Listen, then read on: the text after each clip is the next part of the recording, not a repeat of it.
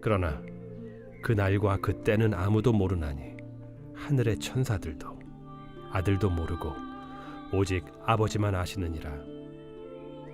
노아의 때와 같이 인자의 임함도 그러하리라. 홍수전에 노아가 방주에 들어가던 날까지 사람들이 먹고 마시고 장가들고 시집가고 있으면서 홍수가 나서 그들을 다 멸하기까지 깨닫지 못하였으니 인자의 임함도 이와 같으리라. 그때 두 사람이 밭에 있음에 한 사람은 데려가고 한 사람은 버려둠을 당할 것이요, 두 여자가 맷돌질을 하고 있음에 한 사람은 데려가고 한 사람은 버려둠을 당할 것이니라. 그러므로 깨어 있으라.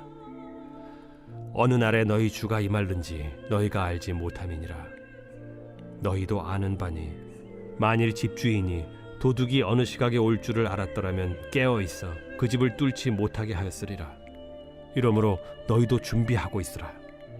생각하지 않은 때에 인자가 오리라.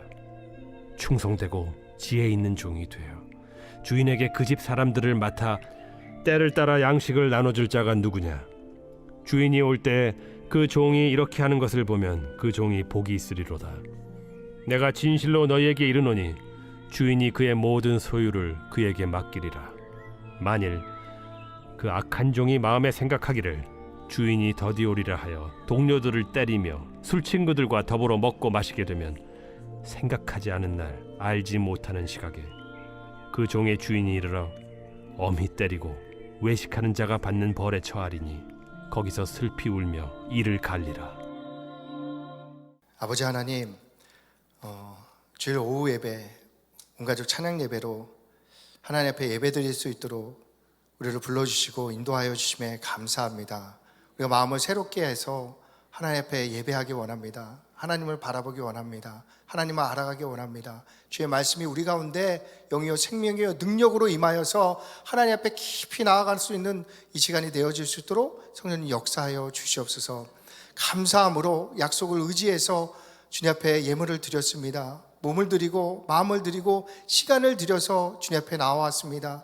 주님, 일일이 연락하여 주시고 흠양하여 주시옵시며 평생의 감사와 기쁨이 넘치는 삶을 살아갈 수 있도록 간섭하여 주시고 인도하여 주시옵시며 하나님께서 도와주시는 것이 무엇인지 세상 가운데 자랑할 수 있는 삶을 살아갈 수 있도록 은혜를 더하여 주시옵소서. 시종을 주님께 의탁드립니다. 감사합니다. 예수 그리스도의 이름으로 기도합니다. 아멘. 복된 주일 오후입니다. 네. 저는 김인영 집사님을 사랑합니다. 네. 그리고 기도가 이상하게 저랑 제가 이제 따라가는 거겠죠. 연배를 생각하면. 그리고 기도할 때 제가 기도하는 것 같은 착각이 들 정도로 좀 비슷하게 기도를 드리는 것을 느꼈습니다. 계시기만 해도 너무 좋습니다. 네. 그리고 남기호 장로님이랑 이제 한번 치열하게 이제 다툰 적이 있었는데 남기호 장로님이 저에게 져주시더라고요. 그래요, 목사님 뜻에 따르겠습니다. 근데 마음이 천국을 얻은 것처럼 기뻤었던 기억이 납니다. 이명숙 간사님과 이렇게 아가피아 의자 날릴 때 청년들 나와서 좀 도와주고 그래야지 해갖고 청년들 데려가면서 제가 투덜투덜 거렸거든요. 제가 회장이라서 투덜투덜 거리면서 도와주는 것도 없는데 우리 맨날 시키고 막 그랬는데 간식도 사주시고 잘 해줬던 기억들이 떠오릅니다. 우리 사실 다 주님 안에서 하나이고 서로 사랑하면서 하나님 앞에서 양문으로 불러 받았잖아요. 그래서 저희가 이번 기회에 새롭게 다시 한번 하나님 앞에 세워지는 교회가 되었으면 좋겠습니다. 하나님의 은혜가 아침을 여는 양문교회와 함께 새아침 오전에 설명드렸던 그 아침입니다. 함께 하심을 믿습니다. 하나님께서 양문교회에 행하실 일들을 기대합니다. 신앙생활에 있어서 우리가 드리는 행위의 열심보다 먼저 생각해야 될 것은 우리의 신앙을 받으시는 주체가 하나님이십니다. 어떤 사람이 아무리 열심히 기도한다고 해도 그 신앙의 대상이 돼지머리 고기를 좋아하는 잡신이라면 우리는 그것을 보고 믿음이 있다라고 얘기하지 않기 때문입니다. 때문에 우리는 기도하기 전에 우리의 기도의 대상이 되시는 하나님이 누구인지를 먼저 충분히 생각하면서 기도해야 합니다. 그래야지 하나님과 교제할 수 있지 않겠습니까? 마태복음 6장 6절을 보겠습니다. 너는 기도할 때 내 골방에 들어가 문을 닫고 은밀한 중에 계신 내 아버지께 기도하라. 은밀한 중에 보시는 내 아버지께서 갚으시리라. 우리가 참으로 하나님을 안다면 문제 가운데 사람 찾지 않고 하나님 찾겠죠. 그리고 하나님을 찾을 때 우리의 모습은 거리에서 막 나팔 불고 소문내는 것이 아니라 계신 하나님께 은밀한 가운데 나아가는 것이 될 것입니다. 반면 하나님 모르는 분들도 계시죠. 7절에서 얘기해 주십니다. 또 기도할 때 이방인과 같이 중언부언하지 말라. 그들은 말을 많이 하여야 들으실 줄 생각하느니라. 하나님 모르는 이방인이라고 말씀하고 있습니다. 이들은 중언부언하고 말을 많이 하는 기도를 드립니다. 너무나 안타깝죠. 하나님이 진짜로 계시다고 여기지 않을 수도 있는 것입니다. 스스로 하나님을 말 못할 목속, 우상과 같이 생각하니까 막 기도를 술 취한 사람처럼 반복하게 되는 것입니다. 참으로 하나님을 인격자로 믿는다면 어떻게 우리가 술 취한 사람처럼 하나님께 기도할 수 있겠습니까? 그렇다면 우리가 하나님께 드려야 될 기도는 어떠한 모습입니까? 우리는 하나님께 무엇을 구해야 하겠습니까? 마태복음 6장 33절입니다. 너희는 먼저 그의 나라와 의를 구하라. 그리하면 이 모든 것을 너희에게 더하시리라. 하나님의 나라와 하나님의 의를 구하는 것이죠. 즉 우리가 하나님의 자녀라면 자녀답게 하나님의 나라와 의를 구하라 말씀하십니다. 삼성 이재용 씨의 아들이 삼성전자의 미래를 생각해야지 동네에 구멍가게 하나 낼 거 걱정하고 있으면 후계자로서의 모습은 아닐 것입니다. 혹시 그 아들이 먹고 살 걱정이나 하고 있다면 삼성전자에서 그 아들을 후계자에서 빼버릴지도 모릅니다. 이와 같이 우리는 하나님의 자녀잖아요. 그렇다면 하나님의 나라와 의를 구하는 것이 맞습니다. 하나님의 나라와 의를 구한다는 것이 무엇입니까? 요한복음 15장에서 예수님께서 알려주십니다. 포도나무 비유를 우리에게 설명해 주시고 그 다음에 기도에 대해서 말씀해 주십니다. 7절입니다. 너희가 내 안에 거하고 내 말이 너희 안에 거하면 무엇이든지 원하는 대로 구하라. 그리하면 이루리라. 무엇이든지 원하는 대로 구하라. 그리하면 이루리라.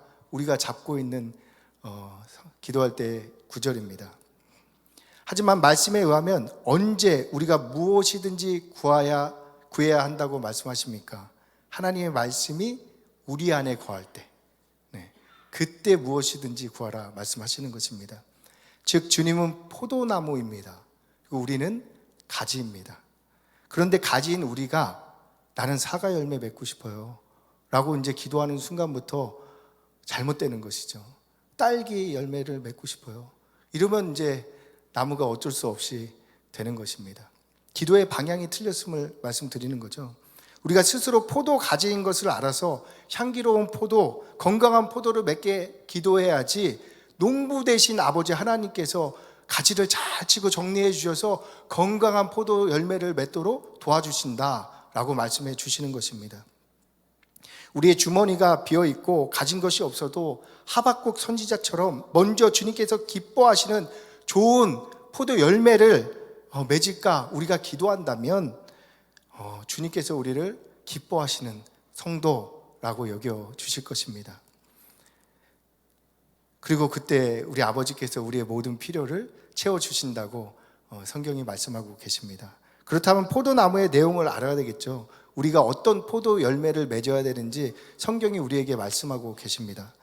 사복음서의 결론이죠. 마태복음 28장을 보면 예수께 나와 말씀하여 이르시되 하늘과 땅의 모든 권세를 내게 주셨으니 그러므로 너희는 가서 모든 족속으로 제자를 삼아 아버지와 아들과 성령의 이름으로 세례를 베풀고 내가 너희에게 분부한 모든 것을 가르쳐 지키게 하라. 볼지어다 내가 세상 끝날까지 너희와 항상 함께 있으리라. 주님께서 이제 승천하시면서 저희에게 주신 말씀입니다. 이 말씀이 유언처럼 우리에게 남아있다면 이 말씀대로 우리가 기도해야지 그 주님께 붙어있는 가지로서 주님께서 원하시는 열매를 맺게 된다 말씀하시는 것이죠. 또 마가복음 16장을 보면 또 이르시되 너희는 온천하에 다니며 만민에게 복음을 전파하라. 믿고 세례를 받은 사람은 구원을 얻을 것이요 믿지 않은 사람은 정죄를 받으리라. 누가복음은 사도행전 저자가 같아요. 그래서 사도행전 1장입니다. 오직 성령이 너희에게 임하시면 너희가 권능을 받고 예루살렘과 온 유대와 사마리아와 땅끝까지 이르러 내 증인이 되리라. 요한복음 21장입니다. 세 번째 이르되 요한의 아들 시몬아 내가 나를 사랑하느냐 하시니 주께서 세 번째 내가 나를 사랑하느냐 하심으로 베드로가 근심하여 이르되 주님 모든 것을 아시오매 내가 주님을 사랑하는 줄 주께서 아시나이다. 예수께서 이르시되 내 양을 먹이라. 우리에게 분명한 하나님의 말씀이 이렇게 있죠. 전도입니다. 근데 전도에 대한 부담이 일어나니까 이 기도를 잘 안 하게 돼요. 그리고 우리가 하나님께 드리는 기도가 무엇입니까? 내 소원, 내가 원하는 바들을 하나님께 구하게 되는 거죠. 그것들이 나쁘다 말씀드리는 것이 아닙니다. 반드시 하나님께서 그 기도를 바꾸셔서 주님의 영광이 되도록 바꾸어 가실 것입니다. 그런데 우리가 먼저 아버지 하나님의 마음을 살펴서 아버지께서 무엇을 원하는지를 알아서 그분의 뜻대로 기도하게 시작만 한다면 그 열매는 하나님께서 맺도록 역사해 주신다라고 성경이 우리에게 말씀해 주시는 것입니다. 이것이 포도나무 대신 주님이 우리에게 남기신 말씀이죠. 사실 전도 외에 성도가 이 땅에 남아서 해야 될 일이 없습니다. 전도가 부담이 된다면 오해가 있는 거죠.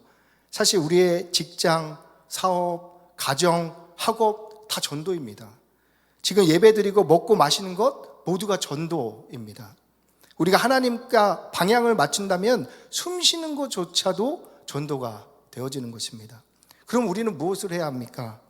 진지하게 우리의 삶을 돌아보고 그리고 자신을 하나님의 영광이 되도록 드리는 이 작업을 해야 하는 것입니다. 우리는 습관을 따라서 중언부언 기도할 때가 많은데요. 우리가 스스로를 돌이켜보고 내가 진짜 살아계신 하나님 앞에 있는가? 그 십자가에서 나를 위해 피 흘려 돌아가신 그 주님 앞에 내가 구하는 것들이 바른 것인가? 한 번씩만 생각해 보시면 우리가 하나님 앞에 나와서 중언부언이 아니라 중심의 기도를 드리게 될 것입니다. 이 기도를 드리는 순간부터 하나님께서 우리와 함께 하시면서 우리의 기도를 다듬어 주시고 포도나무가 포도 열매를 맺는 것이 당연하듯이 우리가 성도로서 하나님의 자녀로서 백성다운 삶을 살아갈 수 있도록 열매 맺도록 성령께서 우리와 함께 해 주시는 것입니다. 하나님이 우리를 써주시는 거잖아요. 근데 막 우리가 하나님께 우리를 이렇게 드리는 것을 어떻게 생색내거나 우리의 수고와 헌신을 하나님께서 알아주시길 원한다면 조금 이제 하나님과 우리의 관계에 대해서 한번 생각해 볼 필요가 있는 거죠. 우리가 삼성의 이재용 씨를 안다면 사람들 앞에서 어깨 좀 펴고 내가 좀 친해 이렇게 얘기하고 다니지 않겠습니까? 근데 정말 하나님을 온 우주에 창조되신 그분을 정말 안다면, 그분과 기도한다면, 그분이 혹시 저를 써주신다면, 이게 참으로 믿어진다면 우리는 감사함으로 하나님 앞에 우리 자신을 내어드리게 될 것입니다. 그래서 우리가 진지하게 신앙을 생각해 보시고 사도들과 같이 복음에 결단하시는 우리 모두가 되길 예수님의 이름으로 축원합니다. 이때부터 우리의 비늘이 벗겨지는 것 같아요. 그래서 현장에 보내진 이유 그리고 진리가 무엇인지가 보여지기 시작합니다. 우리에게 가정의 이유가 회복되고 회사에 다니는 이유가 회복되고 사업을 하는 이유가 회복되고 공부하는 이유들이 그때 회복되어지는 것입니다. 바른 기도에서 나타나는 바른 역사라고 말씀드릴 수 있습니다. 엘리야가 하나님의 뜻대로 기도하자 3년 반 동안 막혔던 하늘문이 열렸습니다. 엘리사가 기도하다 불말과 불병거가 이스라엘에 지니친 것이 보여졌습니다. 사도들이 기도하자 사도행전의 역사가 시작되었던 것입니다. 그렇다면 우리가 하나님의 뜻대로 바르게 기도한다면 하나님께서 우리로 사도행전 29장의 역사를 새롭게 써나갈 수 있도록 우리와 함께 역사해 주신다라고 말씀하시는 것입니다. 기도만 하시면 돼요. 기도만. 그러면 성령께서 감동 주시고 성령께서 움직이게 하시고 성령께서 열매 맺게 해 주십니다. 하나님과 방향만 맞춰서 기도하시면 되는 것입니다. 우리 기도 많이 하잖아요. 우리의 소원과 우리의 욕심과 우리의 정욕과. 근데 그것들 다 하나님 아시거든요. 그러니까 살짝 내려놓고 하나님이 지금 나에게 원하시는 거 한번 찾아서 지금 내가 하나님 뜻대로 기도하는 일이 쉽지 않지만 그래도 하나님 말씀 붙잡고 기도합니다. 저도 전도하고 싶습니다. 저도 나가서 가르치고 싶습니다. 근데 잘 말씀을 몰라요. 하나님 도와주세요. 제가 어떻게 제자들을 삼아야 될지 모르겠어요. 도와주세요. 정말 하나님 앞에 말씀대로 기도하기 시작하면 하나님께서 역사하시는 것들을 경험하게 될 것입니다. 한번 시작해 보시기 바랍니다. 이제 우리는 변화해야 합니다. 정말 신앙생활을 했으면 좋겠습니다. 진짜 신앙생활한 바울 사도의 걸음에 대해서 우리가 잘 알고 있습니다. 바울 사도가 밀레도에서 에베소 장로들을 불러서 유언을 말합니다. 전합니다. 사도행전 20장 22절입니다. 보라, 이제 나는 성령에 매어 예루살렘으로 가는데 거기서 무슨 일을 당할지 알지 못하노라. 바울 사도는 자신의 계획으로 예루살렘으로 가는 게 아니죠. 성령님의 끌려가듯이 예루살렘에 가는데 무슨 일을 당하는지 자기가 모른다고 합니다. 23절을 보면 오직 성령이 각성해서 내게 증언하여 결박과 환난이 나를 기다린다 하시나. 바울 사도가 고린도에서 출발해서 빌립보, 데살로니가, 네아폴리 등으로 이동할 때마다 성령님께서 알려주시는 내용이 있습니다. 바울아, 너 가는 예루살렘 그 길 결박과 환난의 길이야. 성령님이 이렇게 바울 사도에게 알려주신 거죠. 이제 해석은 사도의 몫이 되었습니다. 우리라면 이러한 성령님의 음성을 어떻게 해석할 것입니까? 저라면 하나님이 저를 사랑하셔서 환난과 결박의 길을 가지 말라고 이렇게 힌트를 주시는구나. 하나님 음성을 들었잖아요. 생각하고 감사 기도드리고 다른 길로 가지 않았겠습니까? 하지만 바울 사도 달랐죠. 오직 성령이 각성해서 내게 증언하여 결박과 환난이 나를 기다린다 하시나 내가 달려갈 길과 주 예수께 받은 사명 곧 하나님의 은혜의 복음을 증언하는 일을 마치려 하면은 나의 생명조차 조금도 귀한 것으로 여기지 아니하노라. 이러한 결단 전에 이제 바울 사도는 하나님과 독대하는 시간을 가졌다는 것을 사도행전을 통해서 보게 됩니다. 13절 그 윗절에 보면요, 우리는 앞서 배를 타고 앗소에서 바울을 태우려고 그리로 가니 이는 바울이 걸어서 가고자 하여 그렇게 정하여 준 것이라. 우리는 이제 여기서 누가와 실라와 디모데를 말씀하시는 것입니다. 근데 그들과 함께 배 타고 가야 되는데 바울 사도가 나는 걸어갈게 하고 걸었던 거죠.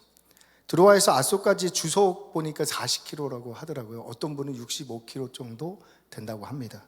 그러면 노년의 바울이 최소한 이틀은 노숙을 해야지 걸어서 당도할 수 있는 거리입니다. 그때 동행했던 분들이 누가, 실라, 디모데였습니다. 누가는 의사잖아요. 그리고 실라와 디모데는 바울을 너무 끔찍하게 사랑하는 제자들이었습니다.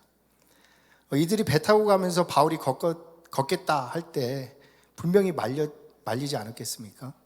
아니면 같이 걷자고 했을지도 모릅니다. 그런데 바울 사도가 혼자 가겠다 정했다라고 성경은 말씀합니다. 바울 사도가 그렇게 정했다는 것이죠. 바울 사도는 그 길을 혼자 걸으면서 무엇을 했겠습니까? 주님과 깊은 독대를 나눈 것입니다. 각성에서 예루살렘에 가면 환난과 결박이 당한다 말씀해 주셨기 때문에 바울은 하나님 앞에 나아갔습니다.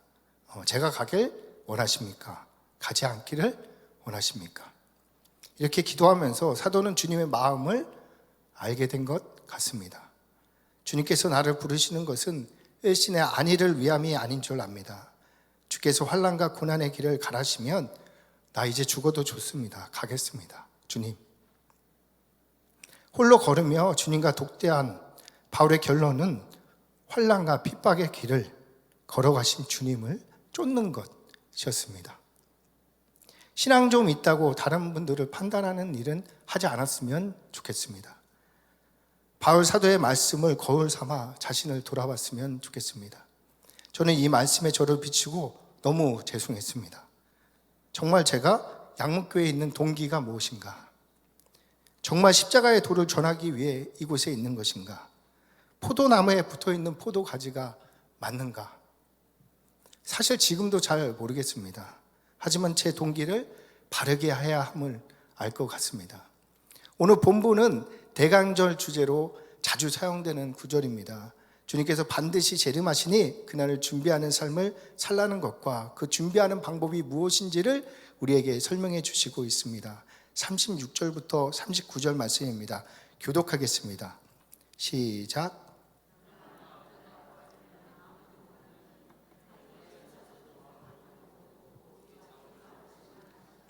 노아 때와 같이 인자의 임함도 그러하리라.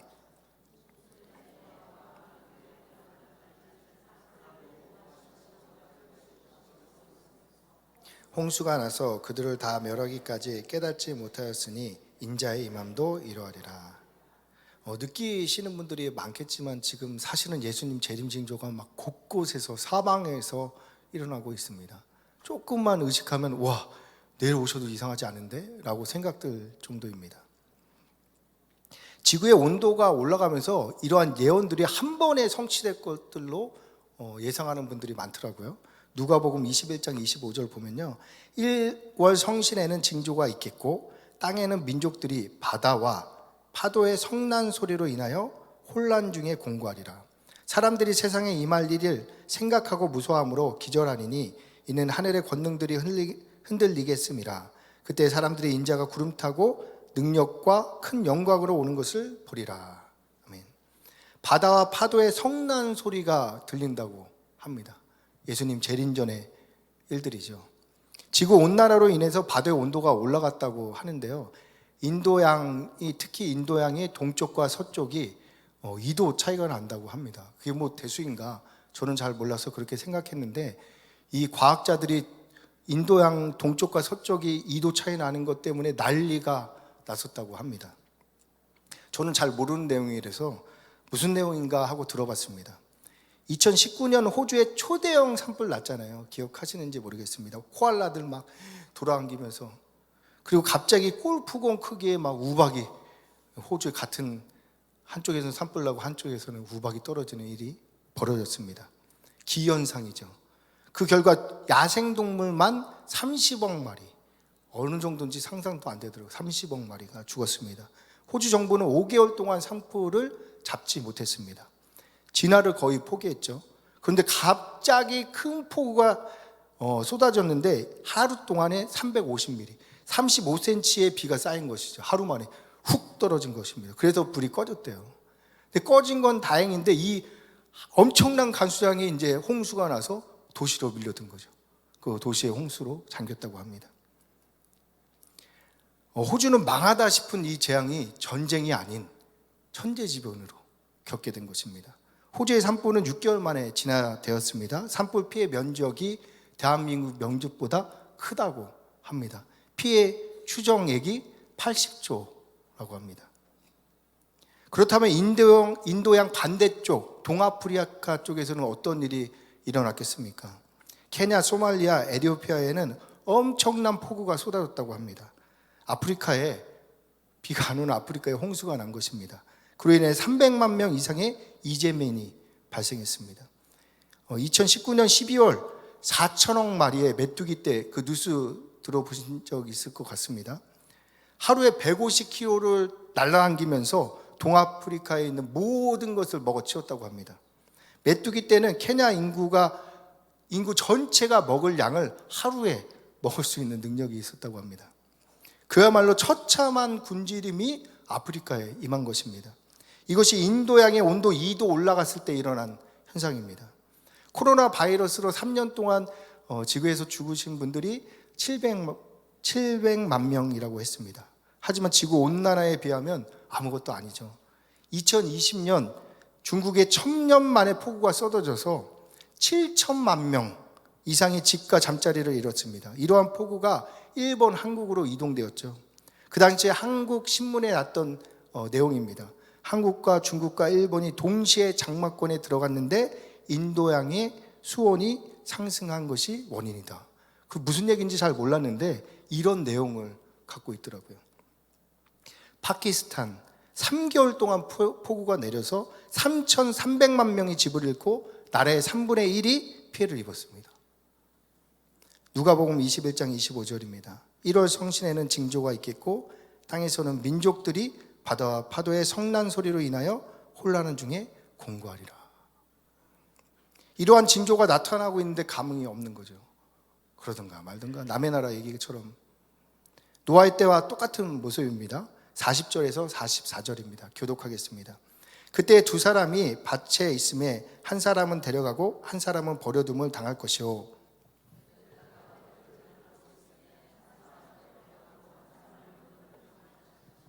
그러므로 깨어있으라. 어느 날에 너희 주가 임하는지 너희가 알지 못함이니라.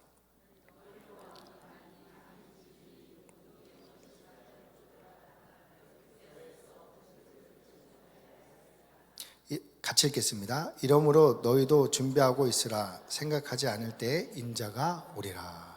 아멘. 밭에 있는 두 사람, 맷돌질하는 두 여인. 성경에서 곡식과 관련된 부분은 말씀으로 이해하시면 좋습니다. 즉 성도들 얘기하고 있는 거죠. 두 성도가 똑같은 장소에서 똑같이 신앙생활을 하고 있는데 한 사람은 데려가고 한 사람은 남겨둔다. 왜요? 깨어있지 않았다고. 깨어있지 않았다고.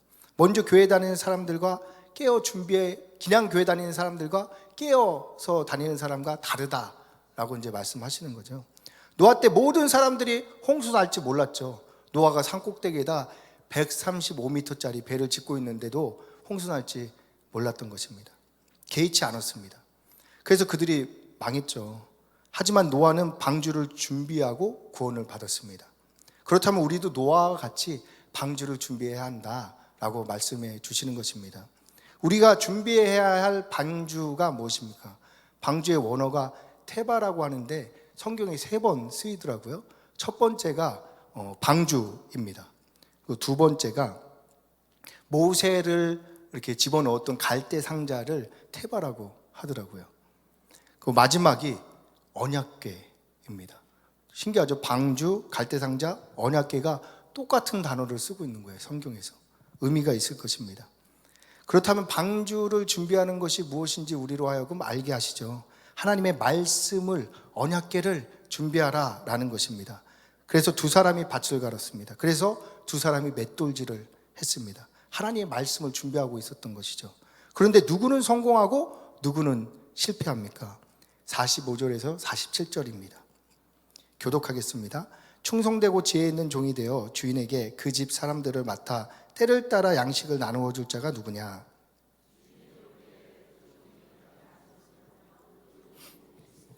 함께 읽겠습니다. 내가 진실로 너희에게 이르노니 주인이 그 모든 소유를 그에게 맡기리라. 아멘. 하나님께서 기뻐하시는 준비를 알게 하십니다. 우리에게 맡겨진 사람들이 있다는 거죠. 없다고 생각하시면 안 보시는 거고 있다는 겁니다. 하나님이 있다 그러면 있는 거죠. 눈을 뜨고 보셔야 됩니다. 그들에게 때를 따라 양식을 주는 것이 방주를 준비하는 것이다. 마지막 때를 준비하는 것이다 라고 설명해 주십니다. 우리는 그들에게 나눠줄 양식이 있습니까? 이삭은 기근에 하나님의 말씀에 순종해서 가나안 땅에 머물렀더니 100배의 수출을 얻었습니다. 하나님의 말씀에, 환난과 핍박 가운데 하나님의 말씀에 순종했더니 하나님께서 100배의 수출을 얻게 하신 것입니다. 요셉은 7년 흉년을 대비하기 위해서 7년 풍년 가운데 곡식을 예비했습니다. 우리도 이 양식, 즉 말씀을 준비해야 한다라고 말씀하십니다. 하나님께서 우리에게 맡겨주신 사람들이 있습니다. 그들을 위해서 방주를 준비하고 계십니까? 그들을 향한 하나님의 뜻이 무엇입니까? 이것을 찾고 구하고 두들겨서 얻어야 된다라고 말씀하시는 것이죠. 이걸 모르고 있는 사람과 이걸 알고 있는 사람은 다른 것입니다. 그리고 이 말씀을 우리가 나누어줘야 하는 것입니다. 이것이 재림을 준비하는 길입니다. 이것이 우리가 갈대 상자, 방주를 준비하는 것입니다. 이것이 우리를 홍수로부터 지켜줄 것입니다. 정보의 홍수입니다. 온갖 거짓 사조들이 판을 치고 있습니다. 온갖 정보들이 우리를 미혹합니다. 어떻게 우리는 이 홍수에 미혹당하지 않을 수 있겠습니까? 말씀의 방주를 준비해야 한다는 것입니다. 어떻게 해요? 집주인이 올 것을 알고 있어야 합니다. 그리고 우리가 누구인지, 그 일을 왜 하는지 알고 있어야 된다라고 말씀하시는 것입니다. 우리에게 맡겨진 영혼들 외면하지 마세요. 능력이 없어요. 핑계하면 안 됩니다. 능력은 성령님이 주십니다. 믿고 말씀을 구하시면 구하시기 바랍니다. 48절에서 51절입니다. 만일 그 악한 종이 마음에 생각하기를 주인이 더디오리라 하여 동료들을 때리며 술친구들과 더불어 먹고 마시게 되면 생각하지 않은 날 알지 못하는 시각에 그 종의 주인이 이르러 어미 때리고 외식하는 자가 받는 벌에 처하리니 거기서 슬피 울며 이를 갈리라. 제가 막 무섭게 하고 막 이렇게 협박하고 뭐 이런 의도로 하는 게 전혀 아닙니다. 네, 오해하지 말아 주시기 바랍니다. 주인이 더디 오라고 생각하는 자들에게 예수님께서 악한 종이다 이렇게 제가 하는 말이 아니고요. 성경이 그렇게 말씀하고 있습니다. 지금 예수님의 재림을 기억하지 않는 분들, 예배하지 않는 분들 악하다라고 얘기하시는 거죠. 그러면 주님의 재림하실 때 저는 데려가고 다른 분들을 남겨두면 곤란하지 않겠습니까? 악한 자들이 주님의 재림을 기다리지 않고 동료들을 때린다고 합니다. 왜 때립니까? 무슨 뜻입니까? 우리가 이웃을 판단하고 정죄하는 것, 율법의 돌로 던지는 것, 이게 때리는 것입니다. 그럼 악하다 성경이 말씀하고 있죠. 술 친구들과 더불어 먹고 마신다고 합니다. 무슨 맛입니까? 성령 충만을 받는 것이 아니라 세상에 취한 것을 술 취한 것이다 표현하는 것입니다.